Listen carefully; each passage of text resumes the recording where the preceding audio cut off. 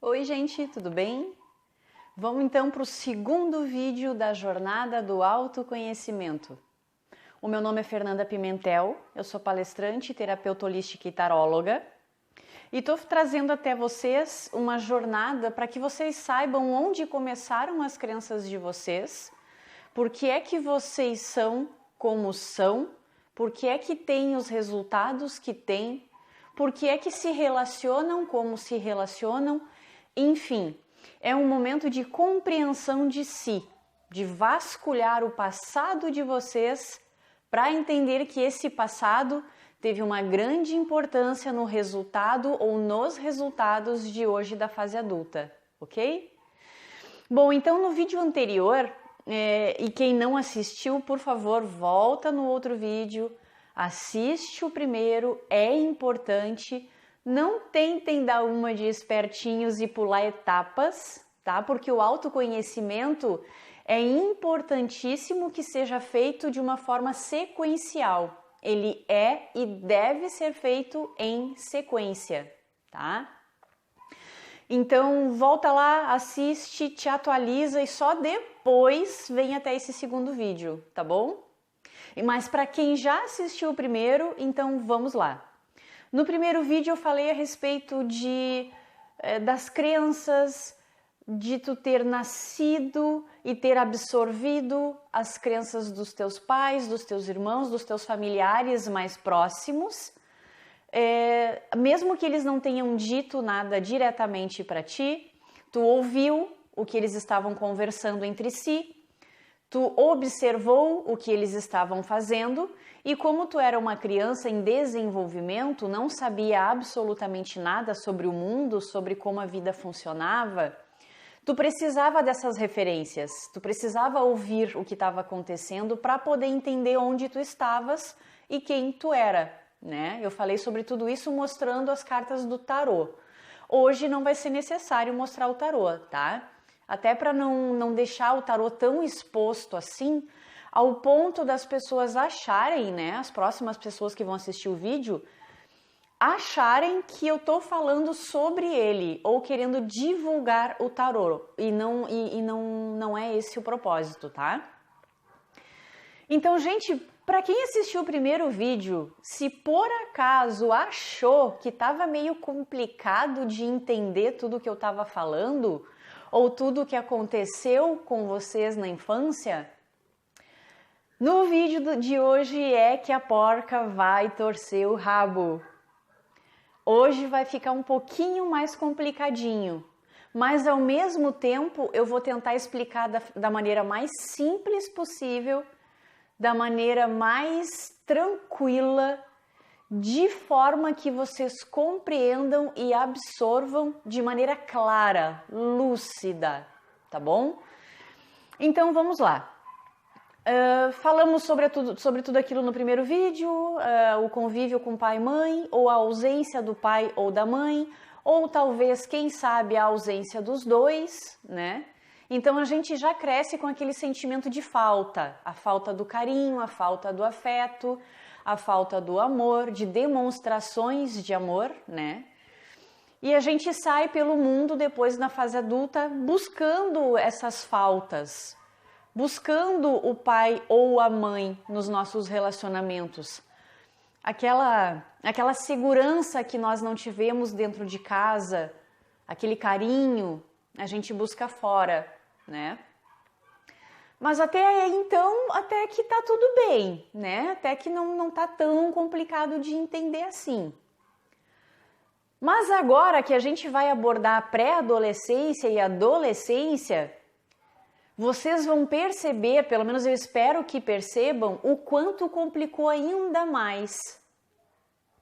Gente, tentar entender quem tu é com a idade que tu tem, sei lá, os seus 30, 40, 50, 90 anos de idade, não tem como fazer isso sem olhar para trás, tá? Como eu disse antes, o passado teve uma grande importância na vida de vocês, um peso muito grande, tá?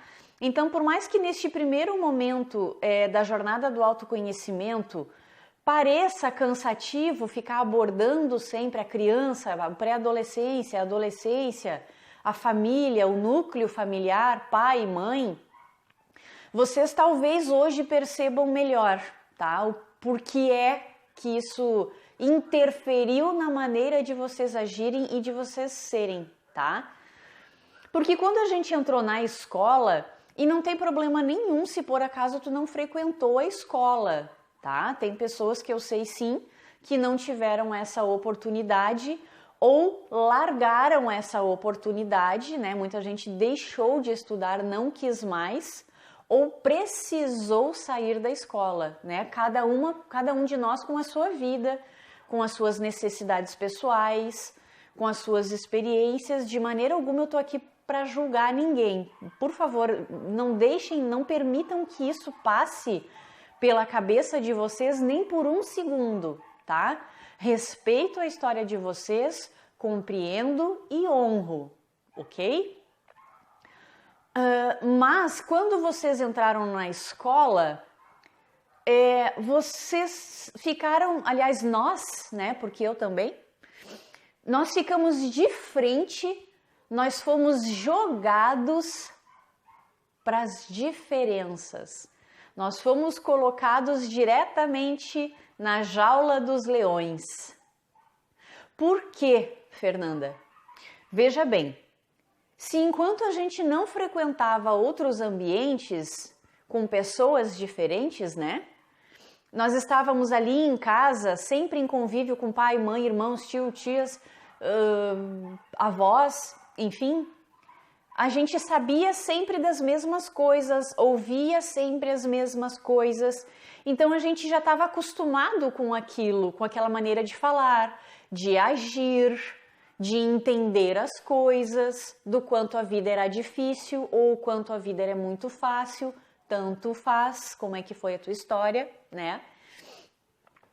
No entanto, quando a gente vai para a escola, a gente vê um outro mundo completamente diferente daquele que existia em casa.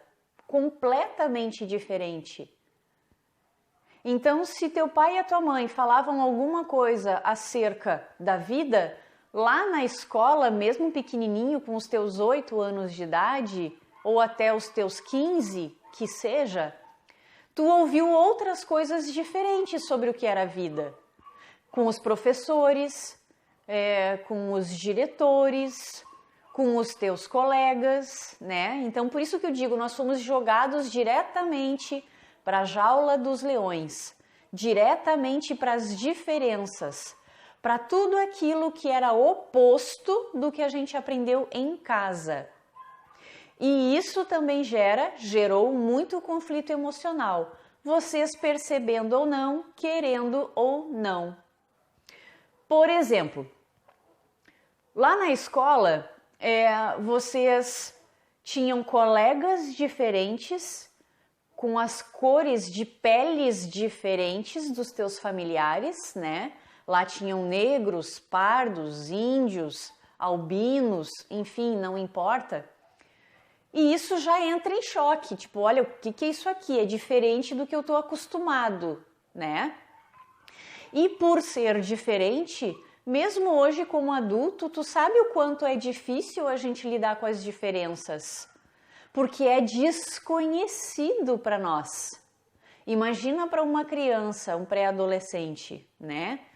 Nós temos a tendência a rejeitar aquilo que é diferente e nos aproximarmos daquilo o que está mais em ressonância com o que a gente pensa, com o que a gente acredita ser certo, vamos dizer assim. A escola é mais ou menos como um Big Brother da vida. Não sei se vocês assistem esse programa, eu não sou muito fã, de vez em quando eu assisto, né? Porque a televisão em casa tá ligada, então eu tô passando por ali, eu tô vendo. Mas neste programa são várias pessoas diferentes, de religiões diferentes, de etnias, raças diferentes, né? E é exatamente igual à vida. Tu tem a tendência a procurar, a fazer grupos, de afinidades, se afastar daqueles que não têm a ver com as tuas ideias, que tu não está de acordo, ou como eles costumam dizer, eu não senti afinidade, essa pessoa é muito quieta, ou essa pessoa fala demais, ou essa pessoa é muito chata. Tu tá sempre rejeitando, tu deixa de lado. E por deixar de lado, tu acaba colocando no paredão mais tarde, né? É mais ou menos assim a escola. Sempre tem um líder, também alguém que se sobressai de alguma maneira, ou porque é muito brigão e a escola toda conhece, ou porque é muito simpático, porque é muito querido, é muito bem-humorado e as pessoas têm a tendência a se aproximar dele, ou deles, né? Sempre tem aquela pessoa no colégio que é o pop, né?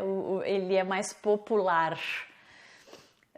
Enfim, é bem parecido com o Big Brother mesmo. E aí, chegando lá, vendo essas pessoas tão diferentes, falando coisas diferentes, tu não, justamente por ser criança, tu não compreende que essas pessoas só falam de uma maneira diferente da tua e acreditam em coisas diferentes de ti, porque elas vêm de famílias diferentes da tua. Essas outras crianças também têm pais, que também passaram para elas algumas ideias. Ou, se não passaram diretamente, essas crianças viram o comportamento dos pais em casa e absorveram como se fossem verdades. E aí agora na vida, na rua, em outros ambientes, elas se comportam daquela forma ali. Então, por isso que na escola tem várias crianças se comportando de maneiras diferentes.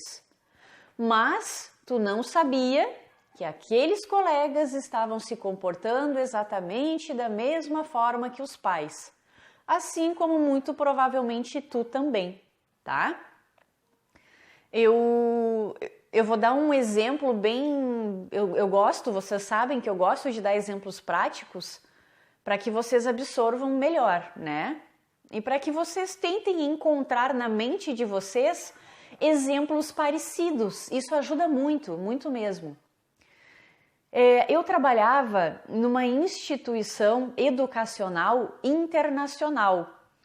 Foi em 2012.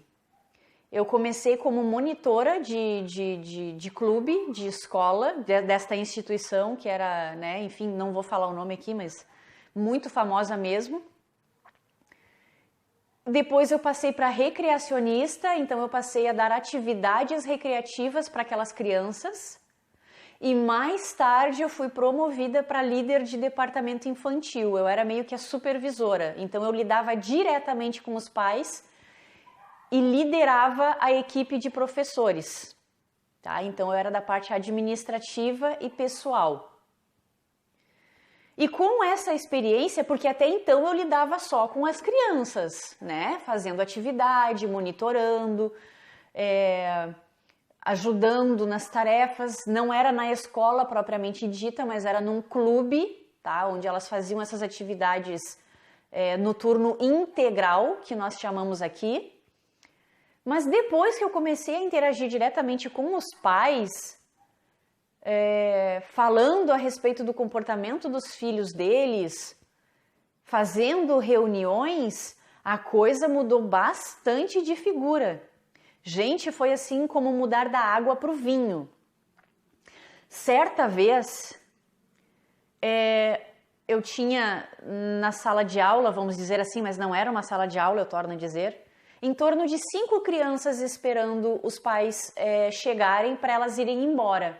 Só ficaram 5 crianças lá na sala assistindo televisão ou fazendo atividades enquanto os pais não chegavam.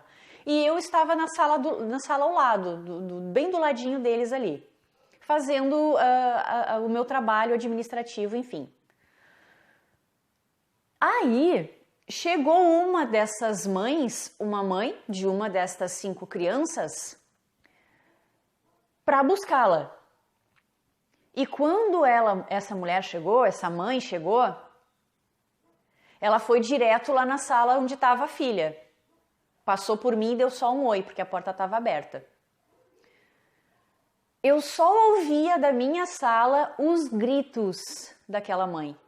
os xingamentos daquela mãe para a professora que estava lá ainda, cuidando daqueles 5 alunos. Essa mãe saiu desta sala, foi lá na recepção, na frente do clube, xingou todo mundo, quem podia e quem não podia, quem precisava e quem não precisava, quebrou 2 cadeiras da recepção, jogando no chão. Ela estava furiosa, de verdade. Aí o meu chefe, na época, me ligou lá para minha sala e falou: Fernanda, o que é que está acontecendo com essa mãe? O que houve com ela? E eu disse: olha, eu não estou nem sabendo, não sei por que é que ela fez isso. Então ela foi até a minha sala, porque aí chegou a minha vez de ser xingada, né? A minha vez de ouvir o sermão da montanha. E ela falou que eu era uma pessoa irresponsável, incompetente, que aquela instituição era uma droga, para não dizer outra coisa, não vou usar as palavras dela, tá? Mas vocês imaginem aí o que foi. E aí eu perguntei, não, só um pouquinho. O que é que aconteceu afinal de contas? Por que é que tu tá falando tudo isso? Por que é que tu quebrou 2 cadeiras lá na frente? Por que esse escândalo? Pasmem.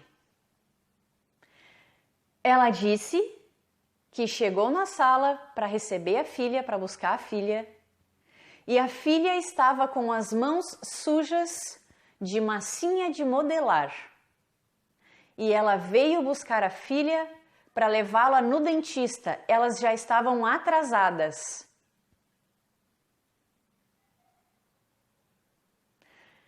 Vocês têm noção de como é que eu fiquei naquele momento? Eu fiquei assim... Eu não acredito que tu fez isso por causa das mãos sujas da tua filha. E isso eu falei para ela no dia seguinte, porque ela pegou a criança e foi embora, brava, espraguejando. Aí no dia seguinte, quando ela veio me pedir desculpas pelo que ela tinha feito, porque ela tinha repensado e ela estava muito estressada, ela havia tido um dia muito estressante no trabalho e aí aquilo ali só somatizou. Aí eu peguei ela, né? Eu falei assim, que ela não precisava ter feito aquilo. Todo mundo, não somente ela, né? Em qualquer lugar do mundo teve um dia estressante também e nem por isso saiu fazendo aquele escândalo, quebrando as coisas. E disse mais, eu falei, o tempo que tu ficou espraguejando, xingando todo mundo, indo até a recepção, jogando cadeiras pro alto... Era o mesmo tempo que tu poderia ter gasto indo até o banheiro, ter lavado as mãos da tua filha e tê-la levado a tempo no dentista. Aí ela meio que pensou no que eu falei, né? Tipo, realmente, mas né, fazer o quê? Tava estressada, né? Eu disse para ela, eu espero que isso nunca mais se repita e não é a mim que tu deve desculpas. Eu vou trazer até aqui a sala as 5 crianças que estavam junto com a tua filha, as 4, perdão, que estavam junto com a tua filha, e tu vai pedir desculpas para elas, porque elas ouviram e viram atitudes desnecessárias de uma mãe que não era delas, se comportando de uma maneira que talvez elas não estivessem acostumadas a ver, e elas ficaram muito assustadas com o que tu fez. E chamei as crianças e ela pediu desculpas, enfim, para as crianças ali. Depois dessa experiência, gente, por mais que eu tenha tomado esses minutos todos para contar esse exemplo para vocês, eu compreendi o porquê do comportamento da filha dela. A filha dela era igualzinha. Só que como eu não tinha convívio com os pais, eu não tinha como saber. E aquele momento ali foi ótimo para mim, ótimo, maravilhoso, porque eu comecei a observar as outras crianças problemáticas, tá? E comecei a observar também os pais delas. Gente, eram cópias e fotocópias, xerox uns dos outros. Incrível, incrível, incrível. Aquela criança lá que era agressiva, que era a filha desta mulher que eu mencionei, ela xingava todo mundo, ela chutava todo mundo, ela brigava com todo mundo, ela estava sempre de mau humor. Mas agora eu percebi, é uma coisa óbvia, como é que a criança vai ser diferente se a mãe provavelmente é assim em casa também, né? Então as crianças seguem com esse padrão de comportamento dos pais por onde quer que elas vão. E o detalhe, esses comportamentos, gente, eles não ficam ali presos somente à infância. Quando tu te dá conta, tu tá te comportando até a fase adulta igual aos teus pais. E lógico, tu não sabe, tu não percebe, tu não te dá conta, tu acha que por ser filho, eu sou igualzinho à minha mãe, eu sou igualzinho ao meu pai, né? Tu coloca toda a culpa na genética, tu coloca toda a culpa no DNA. E não é isso, não é assim. É porque tu nunca, eu sempre vou bater nessa tecla, tu nunca parou para pensar sozinho se aquelas atitudes eram certas ou eram erradas, se eram boas, se eram ruins, se valiam a pena perpetuar ou não e parar ou seguir. Tu nunca parou para pensar. Por essa razão que eu estou seguindo essa sequência. Tá na hora de vocês vasculharem a infância de vocês, os comportamentos dos pais, dos irmãos, da família inteira, começar a colocar numa coluna o comportamento deles, na outra coluna os comportamentos de vocês e começar a linkar tudo aquilo que é igual. Tudo aquilo que for igual, mas for positivo, estiver te apoiando, estiver te ajudando a se relacionar contigo mesmo e com as outras pessoas de uma maneira positiva, de uma maneira construtiva, então, por favor, mantenha esses comportamentos. Agora, tudo aquilo que tu linkou, que é igual, mas que é super ruim, que só te deixa estressado, que só te deixa impaciente, que só te desvaloriza, que desvaloriza outras pessoas, que prejudica os teus relacionamentos, então, por favor, muda, não segue adiante. Sabe por quê? Porque se tu não parar para pensar de forma consciente, como eu estou dizendo, tu vai passar adiante para os teus filhos esse comportamento, esses comportamentos, esses pensamentos e esses sentimentos. E se o teu filho não parar para pensar de forma consciente, vai passar para os teus netos. E assim por diante, essa coisa não vai acabar nunca, até que uma dessas pessoas que está dando seguimento para a tua geração pare com isso. Então, quando a gente diz assim, eu quero um mundo melhor para os meus filhos, por favor, seja uma pessoa melhor para os teus filhos. Só que não adianta tu querer que os teus filhos sejam o melhor se tu mesmo não é para ti. Se os teus valores não estão de acordo com o que tu está ensinando para eles, porque eles estão vendo e eles estão sentindo de forma energética. Vocês já pararam para pensar que mesmo que vocês não conheçam ninguém, tá? Vocês estão num lugar onde vocês não conhecem ninguém. E essas pessoas não estão falando nada. Estão em silêncio, cada um está ali fazendo uma tarefa, uma coisa, enfim. Mesmo sem falar, sem conhecer, só observando, vocês conseguem perceber o que é que essas pessoas estão sentindo. Se elas estão bem, se elas estão tristes, se estão angustiadas, se estão felizes. Vocês conseguem perceber só observando. Ou seja, o que é que eu estou querendo dizer com isso? Não importa qual foi a tua história de vida, nem qual é ou qual foi a história de vida dos outros. Tudo o que restou e o que resta e sempre restará para todos nós são emoções. Só emoções, daquilo que a gente experimentou dentro da nossa vida. Se vocês forem lá para o Japão sem saber falar japonês, vocês vão conseguir fazer a mesma análise do que é que aquelas pessoas todas estão sentindo. Os sentimentos, as emoções é o que unem as pessoas de forma energética, ok? Então, voltando lá para a escola, eu sei, eu compreendo que eu me distancio do tema, mas é porque é necessário que eu dê esses exemplos, tá? Acostumem-se.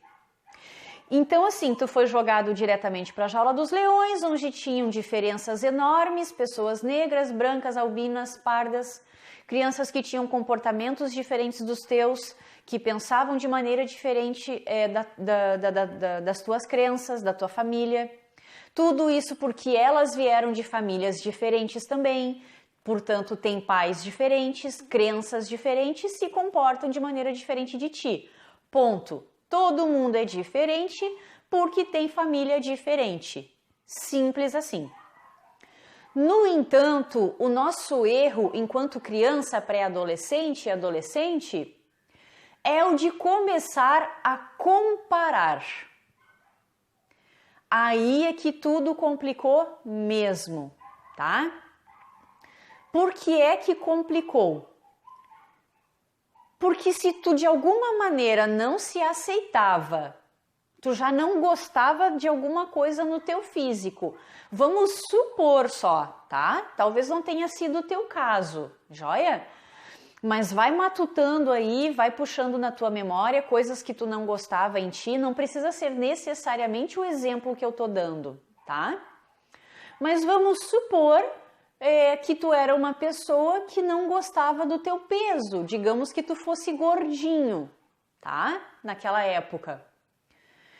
Então as pessoas, por serem magras, vocês lembram do exemplo que eu dei no vídeo anterior, de uma pessoa de 1,84 m do meu lado e de 1,40 m do outro? Que elas só falam alguma coisa ao meu respeito com base no que elas pensam que são?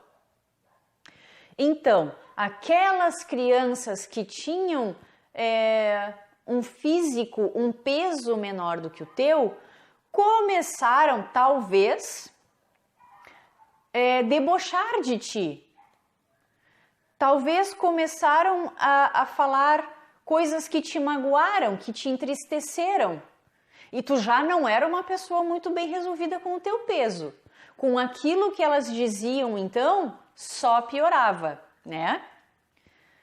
Eu, por exemplo, também passei pelo preconceito. Também fui debochada. Também fui humilhada. Não por causa do meu peso, mas por causa dos meus olhos. E depois passei por preconceito, por humilhações e por deboches por causa da minha opção sexual. Então isso tudo somatizou, foi muito deboche, foi muita humilhação, portanto eu me senti muito triste, muito deprimida, por isso que eu falei para vocês que uma das razões de eu ter tentado suicídio foi isso, foi a somatização de rejeições. Eu me sentia rejeitada pelos outros. Portanto, por ser diferente deles em dois motivos, né? Sexualidade e os olhos, eu queria ser normal. Eu queria ser como eles. Eu me rejeitava ainda mais. Então tinha a rejeição que vinha deles, mais a minha própria rejeição. Eu não queria mais ser como eu era, porque as pessoas não me aceitavam. Ok, Fernanda, tu deu o exemplo do gordinho, mas eu não fui gordinho. Tu deu o exemplo do deficiente visual e do homossexual e eu também não fui nenhuma dessas duas coisas. O que mais eu posso ter sido? O que mais pode ter acontecido comigo? Talvez tu seja negro e aí as pessoas também... Gente, olha, eu passei por preconceitos bem duros. Eu sei porque eu senti na pele, né?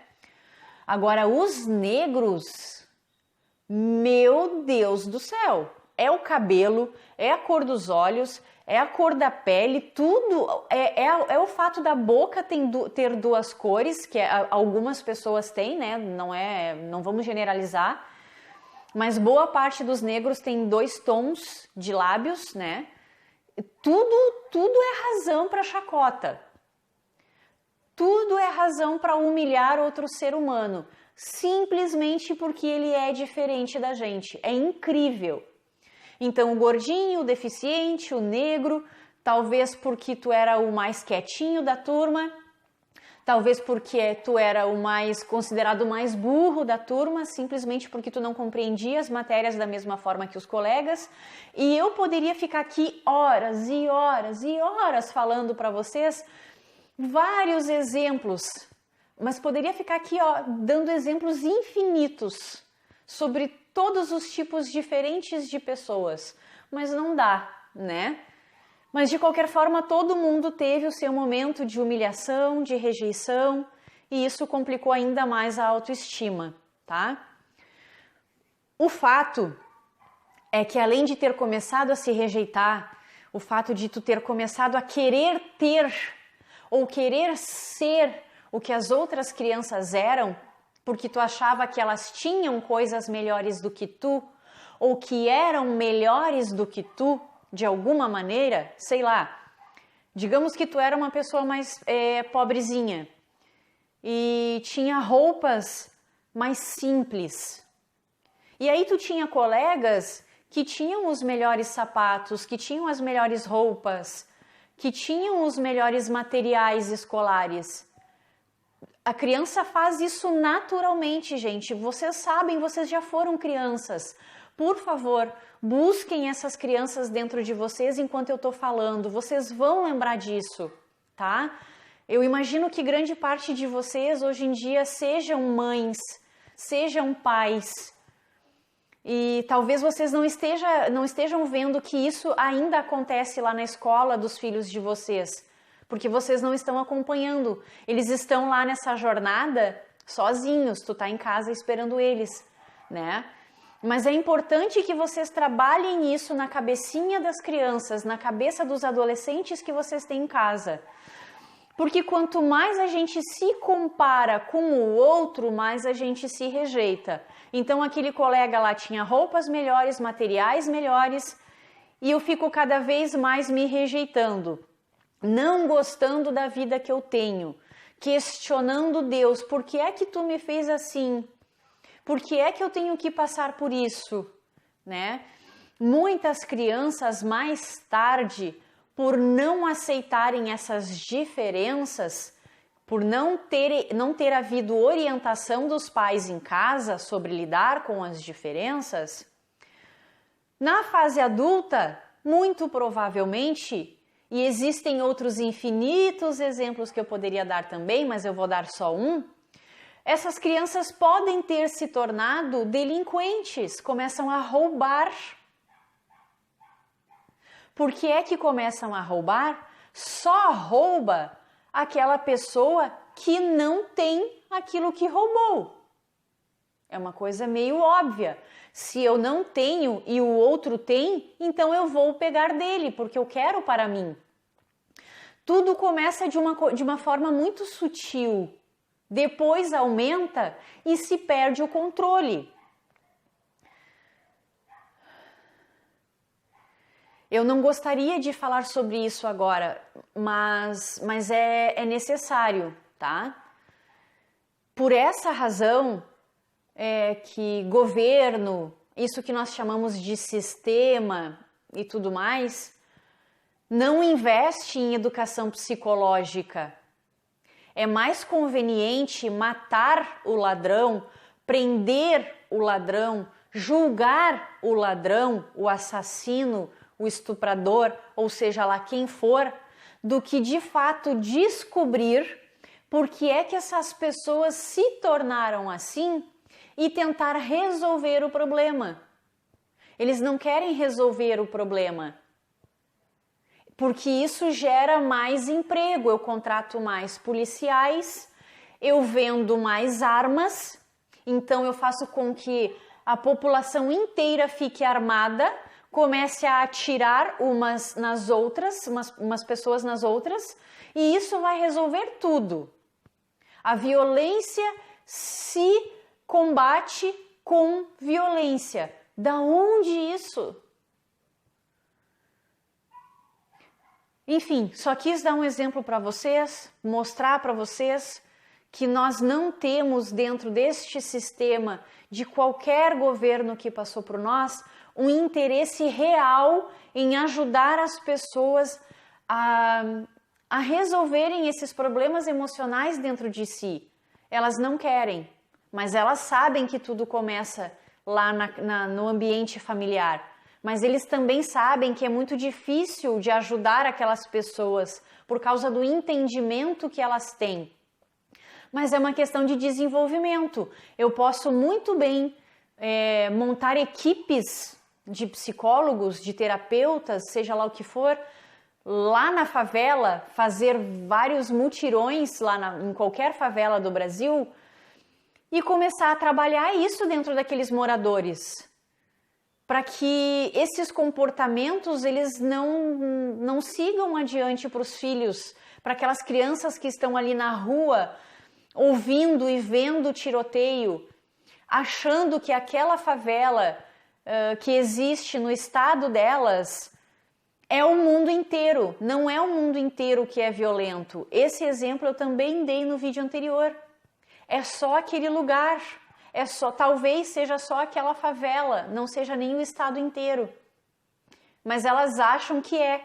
E que a única saída para a vida delas é se tornar um traficante, é se tornar um assassino, é se tornar um ladrão.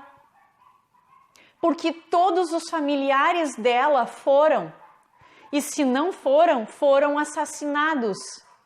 Então, de forma inconsciente, aquela criança cresce com a necessidade de vingança. Ou ela vai se tornar um policial para matar os traficantes, ou vai se tornar o melhor traficante para poder concorrer com o outro e um mata o outro, é aquela coisa toda que vocês já sabem.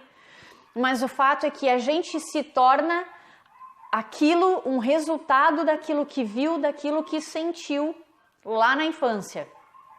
Vocês conseguem agora compreender por que é que todos nós estamos vivendo o que estamos vivendo, por que é que estamos fazendo o que estamos fazendo?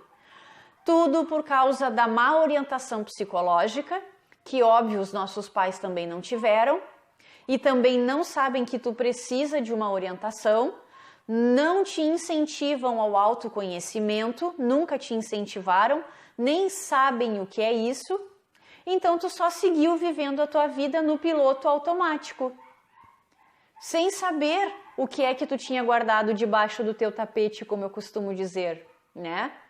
E sempre, mesmo na fase adulta, se comparando com os outros. Então, aquela pessoa lá tem uma baita de uma casa, tem um puta carro e eu tenho aqui o meu fusquinha e uma maloquinha, né? Vamos chamar assim de maloquinha, uma casa bem simples. Como eu queria ter aquilo? Como eu gostaria de ser aquela pessoa? Quando tu projeta a tua vida no outro, tu tá deixando de resolver a tua. Quando, na verdade, o ideal seria que ao invés de tu almejar o que o outro tem, invejar ou te denegrir por causa daquilo que tu não tem da mesma forma que ele, tu deveria pegar papel e caneta e começar a anotar o que é que eu posso fazer para chegar até onde aquela pessoa chegou. O que será que ela fez para conseguir ter aquele resultado? Vou lá falar com ela, vou lá conversar, vou lá criar alguma estratégia, vou ver o que é que eu posso fazer por enquanto. Eu sei que vai ser ao longo prazo, mas se ela chegou, eu também posso chegar. Vai demorar mais? Vai demorar, mas o importante é que eu caminhe e que eu não pare de caminhar, né? Enfim, esse seria o ideal, mas ninguém faz.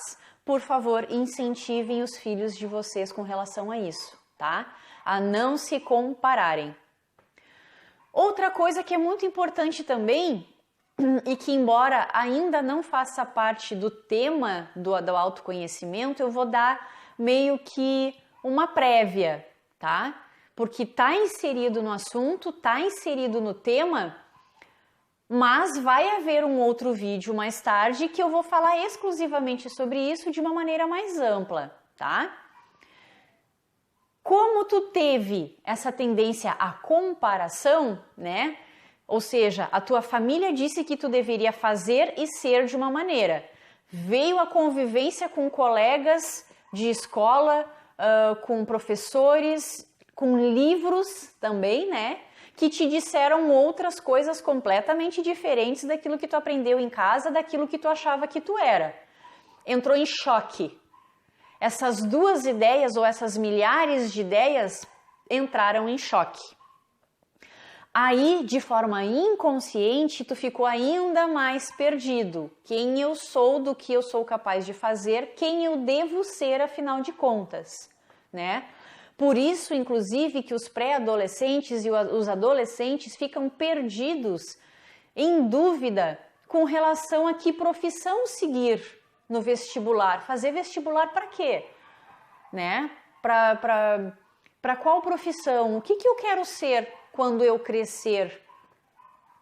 Eles ficam perdidos, porque afinal de contas tu não tem referências sobre profissões. Tu só conhece a profissão do teu professor, tu conhece médicos, tu conhece bombeiros, policiais, a profissão do teu pai e da tua mãe, de alguns irmãos, mas tu não sabe todas as profissões que existem no mundo. Tu conhece algumas, e por conhecer algumas, muito provavelmente tu acaba seguindo aquela ou aquelas que tu já conhece, mas tu sequer gosta de fazer aquilo. Mas talvez tu tenha sido incentivado pelos teus pais, faz isso, que é melhor. Essa aqui é uma profissão que vai te dar muito futuro, muita segurança financeira.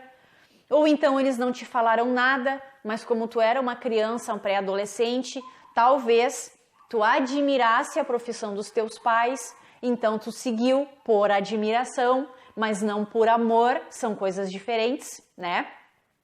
Então, por haver esse choque entre quem eu sou e quem eu devo ser, o nosso corpo, prestem bastante atenção nisso, o nosso corpo fala conosco.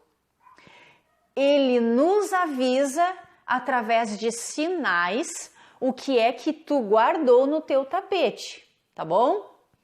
Um dos sinais de que tu estás com raiva por estar se comportando, se vestindo, enfim, de uma maneira que no fundo, tu não gostaria, ou seja, porque tu não está sendo o teu eu verdadeiro, são as espinhas. Por isso que nessa fase de pré-adolescência e adolescência, estas crianças, estes jovens, costumam ter muitas espinhas. Eles estão num conflito interno sobre, afinal de contas, quem sou eu? Porque tu chegou num momento da tua vida, vamos dizer que tu é um pré-adolescente, está quase saindo do ensino fundamental ou já saiu, e tu tá louco para ir para uma festa com os teus amigos, tá bom? Mas tu depende da aprovação dos teus pais e do dinheiro dos teus pais para ir. E digamos que os teus pais não tenham deixado tu sair por alguma razão, seja lá qual for, não te emprestaram dinheiro, seja lá também por qual razão, e dentro de ti existe uma vontade muito grande de ser independente, de não precisar mais ter que pedir para eles para sair, ou de ter que pedir dinheiro para eles para poder ir aonde tu quiser. Então existe este conflito entre quem eu devo ser neste momento, e eu não gosto de maneira alguma de ser essa pessoa que o meu pai e minha mãe manda e desmanda e determina onde eu vou e onde eu não vou, e ser aquela pessoa que eu realmente quero, que é uma pessoa livre, independente financeiramente e emocionalmente. Então existe esse choque, aí o corpo libera espinhas. Digamos que tu seja um adulto, que tu tá me assistindo aos teus 40 anos de idade, 50 que seja. Fernanda, não sou mais nem uma pré-adolescente, nem um adolescente. Por que cargas d'água que eu tenho espinhas então? A resposta continua sendo a mesma. Tu não tá sendo tu de verdade. Tu tá precisando, vamos supor que seja, sei lá, vai que a resposta tá no teu trabalho, né? É só um exemplo, mas tu é que vai ter que buscar essa resposta dentro de ti. Eu só tô te ajudando com um caminho, mas o caminho é teu, tá? Digamos que no teu trabalho tu seja obrigado ou obrigada a se comportar de uma determinada maneira, em virtude da missão e dos valores daquela empresa. Mas tu não gosta de falar daquele jeito, tu não gosta de se vestir daquele jeito, sei lá, com uniforme. Sei lá, aquele uniforme pinica, ele é desconfortável, eu não gosto daquela cor. Ou eu não gosto dos meus colegas de trabalho e eu tenho que fingir ser uma pessoa que eu não sou, eu tenho que controlar o que eu falo, eu tenho que controlar as minhas atitudes, eu tenho sempre que engolir sapos, então tu não tá sendo tu mesmo, tu entende? Então o corpo libera essas espinhas. E ele não faz isso por mal. Parem para observar de uma maneira super positiva, isso é ótimo. Se liberou espinhas, é porque ele está dizendo, ô Fernanda, olha só,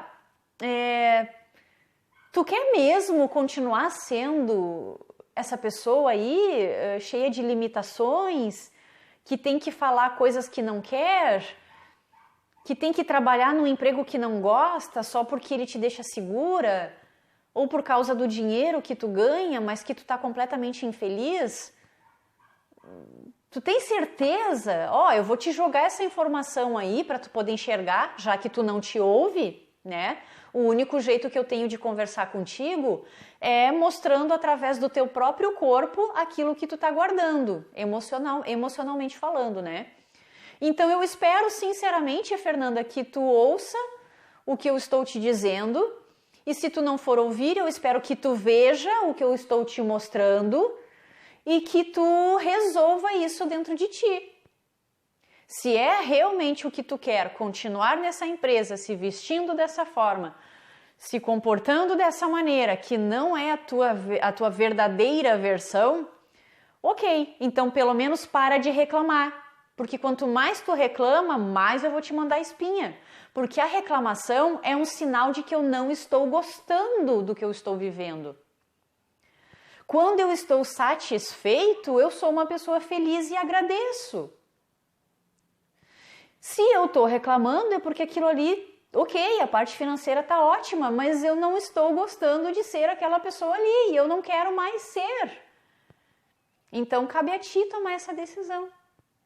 Claro, torno a dizer, eu dei um exemplo do trabalho, mas pode ser que tu esteja sendo uma pessoa falsa, tá? Não interpretem da pior maneira possível, não de uma maneira literal. Não estou sendo totalmente verdadeira, tá? Acho que assim fica melhor, mais suave, para não haver erro de interpretação. Eu não estou sendo totalmente verdadeira dentro do meu relacionamento amoroso. Sei lá. Eu estou com uma pessoa, mas no fundo eu quero estar com outra. Já não sinto mais nada por essa aqui, já deu o que tinha que dar. Por que eu não termino? Né? Aí vai lá a espinha te dizer, né? Não só espinhas, furúnculos, alergias, tudo aquilo que embolota a pele, né? Embolota, mas que cria essas protuberâncias assim, enfim. Não estou sendo verdadeira comigo mesma dentro do meu relacionamento, nem dentro do meu trabalho, nem dentro da minha própria família. Não estou sendo sequer comigo mesma. Então tem muita coisa para resolver, gente. Tem muita coisa para resolver. É só um sinal que o teu corpo dá, mas dá muitos outros, infinitos outros. Só prestem atenção. Outra coisa que essas comparações nocivas fazem com a gente, tá? E se vocês não foram adolescentes assim, talvez vocês tenham conhecido alguém que foi. Nem que seja pela televisão. Mas por ter essa crise de identidade, do eu não aceitar quem eu sou, e se encher de espinha e achar que a culpa é do chocolate, ou dos hormônios, né?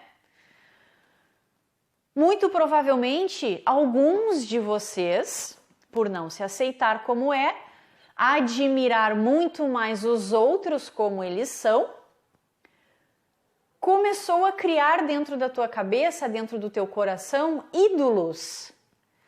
Tanto ídolos famosos, quanto ídolos anônimos. Pessoas que tu admira ali dentro do teu vínculo familiar, ou dentro da própria escola, algum conhecido, um cantor famoso, né, um popstar. E aí tu começa a se vestir como aquela pessoa, tu corta o teu cabelo como o daquela pessoa, tu começa a se comportar como aquela pessoa, tudo isso porque tu quer ficar o mais próximo possível daquela personalidade. Não daquela personalidade pública, não é isso, mas daquela personalidade que aquela pessoa tem. Para tentar de alguma forma, mesmo que de maneira indireta, para tentar ter o que ela tem. Para tentar ser admirado como ela é.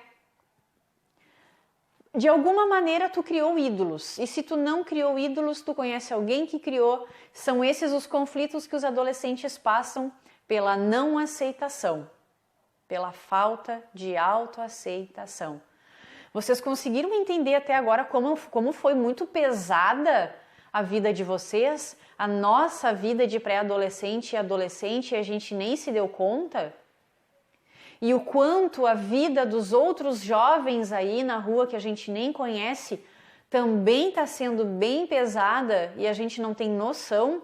A gente só observa depois a consequência destes conflitos todos, que é ele virar um drogado, que é ele se suicidar, que é ele matar alguém. A gente só vê a consequência e julga a consequência. Mas, de fato, cavocar a vidinha desta criatura, ninguém faz, né? Para saber por que é que ele agiu como agiu. Eu já tive casos em que, inclusive dentro dessa instituição que eu trabalhava, eu tinha um aluno que ele era bem revoltado. Aliás, muitos deles eram bem revoltados. E aí eu fui observar a mãe e o pai, como eu disse para vocês. Mas os pais daquela criança não eram como ele. Aí naquela época eu pensei assim, tá, e agora? Cadê a resposta, né? Os pais davam tudo para ele, enchiam de brinquedos, de presentes, davam tudo de bom e do melhor. Foi aí que eu entendi e que eu percebi de forma consciente. Eles estavam dando coisas materiais em excesso, mas não... Gente, aquela criança tinha Xbox, PlayStation, tinha de tudo que vocês podem imaginar, de mais moderno em tecnologia, de jogos, de roupas, de brinquedos. Imaginem qualquer coisa aquela criança tinha. E aí eu percebi que eram pais que não abraçavam aquela criança, que não faziam carinho, que não falavam que amava, não tinha contato físico, tinham só brinquedos, roupas, calçados, tudo de bom, tudo do melhor. Só que a gente se desenvolve, a gente se torna adultos melhores a partir de bases emocionais e não de bases materiais. Então isso também vai criar um ser humaninho revoltado mais tarde, drogado, alcoólatra, sei lá qual. A pessoa pode ir para infinitos caminhos de válvula de escape. Infinitos mesmo, e vocês sabem disso, vocês conhecem, vocês veem, assistem noticiário, vocês sabem o que está acontecendo no mundo, né? Enfim, perceberam como foi pesado? Como foi difícil, como é difícil, como tem que mexer na estrutura familiar para poder resolver o mundo inteiro, que não adianta sair dando tiro, porrada e bomba, que isso não é a solução. Enfim, vamos seguir adiante aqui. Outra coisa importante, gente, que eu quero dizer para vocês, eu faço questão de dizer para vocês, e por favor, ouçam. Eu sei que vai ficar horrível o que eu vou dizer, talvez alguns de vocês não entendam, tá? Mas não ouçam com os ouvidos. Eu sei, ficou confuso, né? Mas ouçam com o coração também ouve, tá? Da mesma forma que eu disse lá no começo do vídeo. Ele também vê, ele também ouve, ele sente, tá? Se vocês forem pais de pré-adolescentes, de adolescentes ou de adultos que já se tornaram pais também, tá? Saibam, por favor, saibam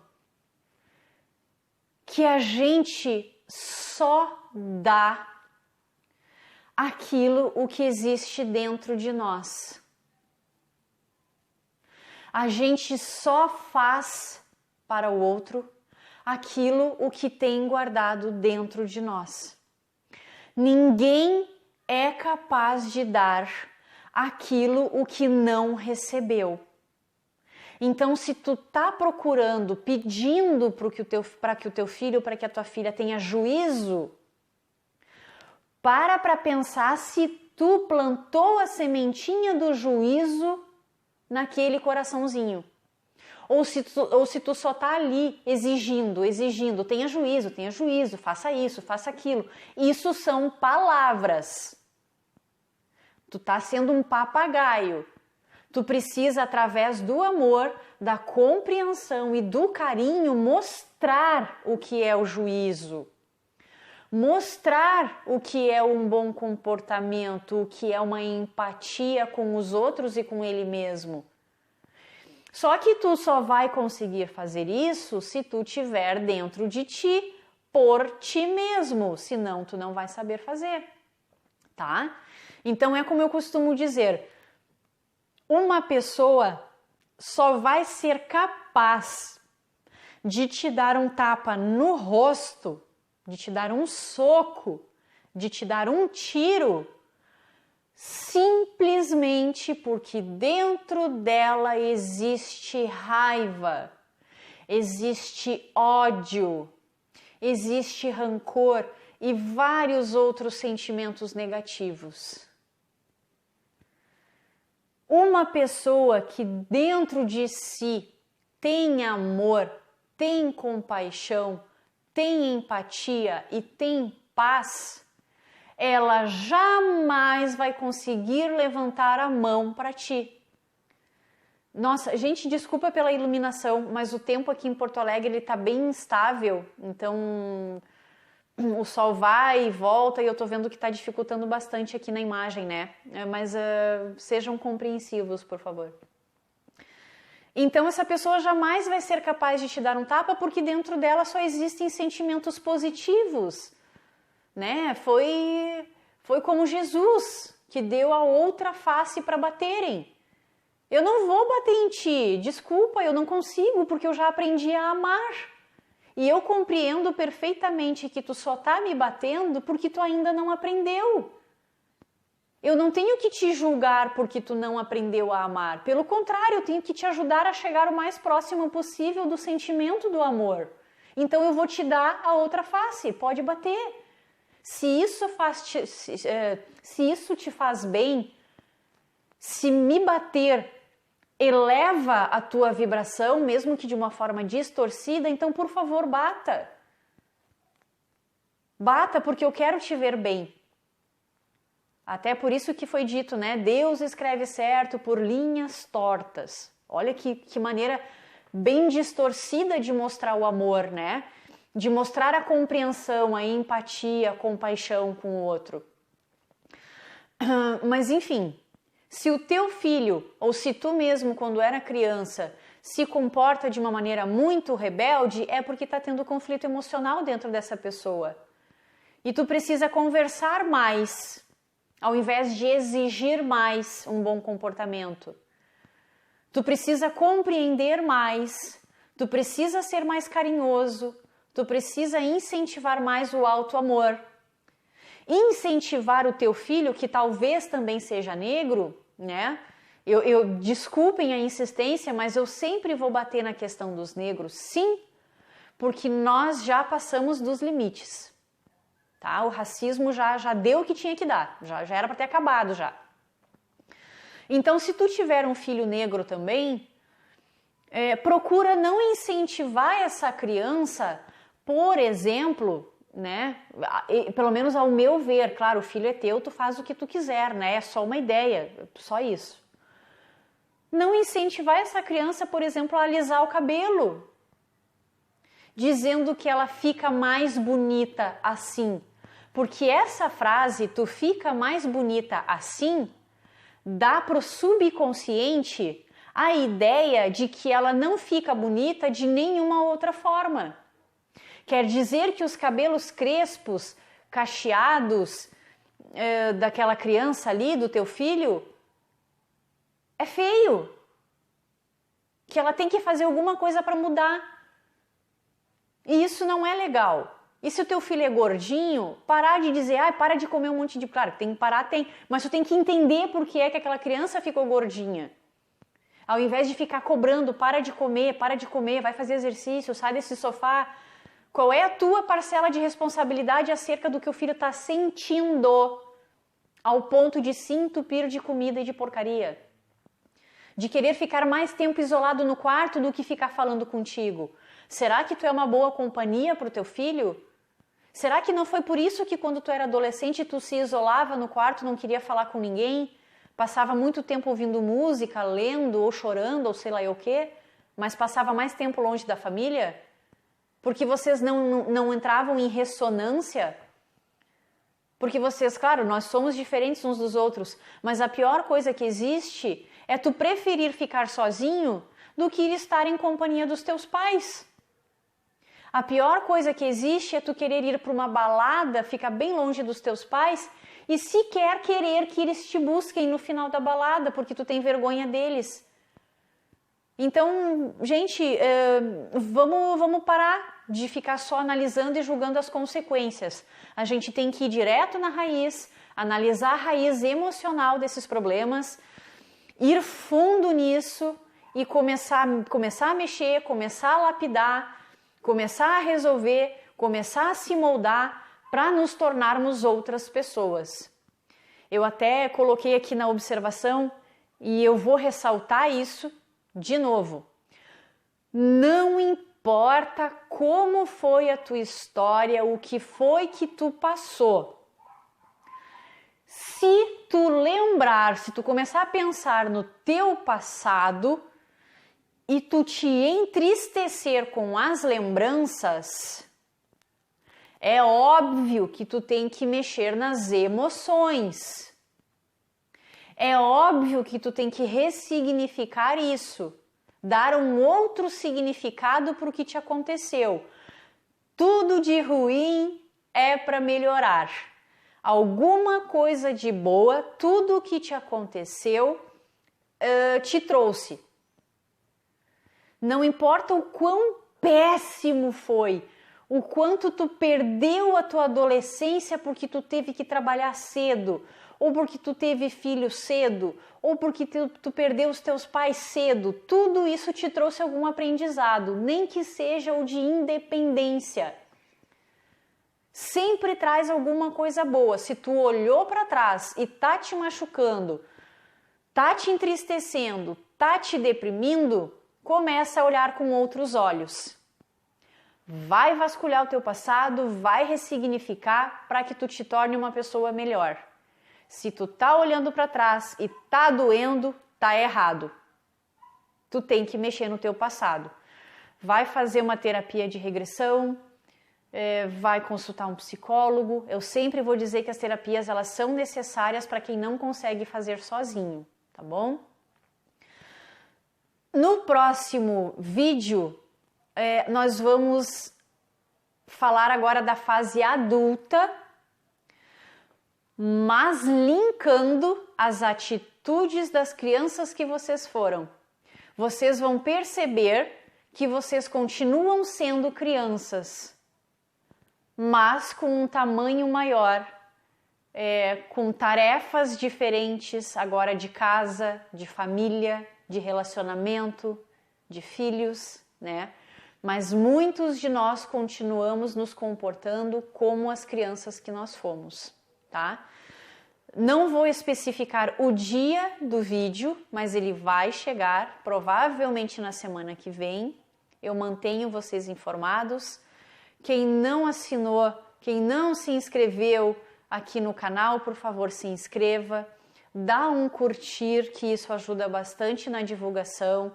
Faz o teu comentário, manda o teu e-mail. Me procura da maneira que tu achar melhor, tá? Para esclarecer as tuas dúvidas, para tu poder seguir essa tua jornada da maneira mais sábia possível. E eu tô aqui para isso. Essa é a minha função neste momento, na minha vida e na vida de vocês. Tá bom, gente? Então, não importa como foi a tua vida. O que importa é o que tu guardou de emoções e o que tu vai fazer com elas a partir de hoje. Fiquem com Deus, se cuidem direitinho e até o próximo vídeo. Um beijo.